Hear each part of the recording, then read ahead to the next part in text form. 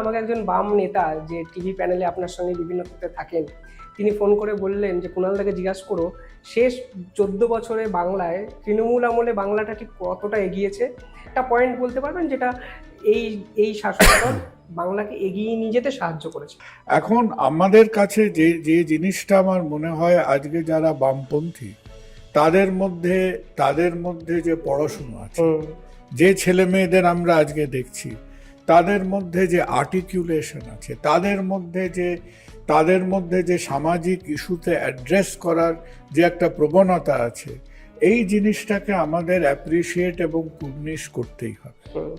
At the same time আজকে হ্যাঁ, জ্যোতিবাবু আমার স্কুলের ছাত্র, আমার চাইতে বহু সিনিয়র। জ্যোতিবাবু জীবনে যে দুটো স্কুলে পড়েছেন, আমিও জীবনে সেই দুটো স্কুলেই পড়েছি, রাইট?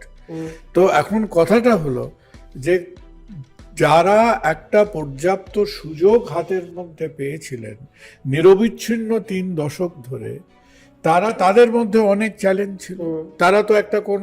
তারা তো কোনো একটা ফেরি টেল রোম্যান্সের মধ্যে আসেননি, তাদের মধ্যেও নিজস্ব চ্যালেঞ্জ ছিল। কিন্তু তার মধ্যে অর্থাৎ আমাদের মধ্যে যে কয়েকটা ভালো জিনিস ছিল, যেমন কিছুটা বাঙালির কালচার ছিল, সেই সঙ্গে সঙ্গে বাঙালির অলরেডি একটা ইন্ডাস্ট্রিয়াল কালচার ছিল। আজকে কথাটা ঠিক যে সেই ইন্ডাস্ট্রিয়াল কালচারের মধ্যে অনেক ভুলভাল কাজকর্ম হতো, মানুষ শ্রমিকদের শোষণ করত, আনজাস্টিফাইড তাদের ওপর শোষণ হতো, তাদের মুখ টুমুখ মাইনেপত্র বেনিফিটস নিয়ে নিশ্চয়ই নয় ছয় হতো।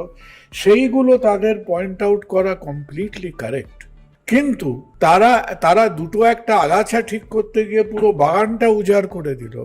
যে ইন্ডাস্ট্রিয়ালাইজেশন অফ বেঙ্গল, সেই হুজুকের মধ্যে তাদের মতো একটা শিক্ষিত দলে তার মধ্যে সেই গড্ডালিকা প্রবাহের মধ্যে পড়ে যাওয়াটা আজকে অনেকের কাছে একটা আশ্চর্যজনক সিনড্রোম।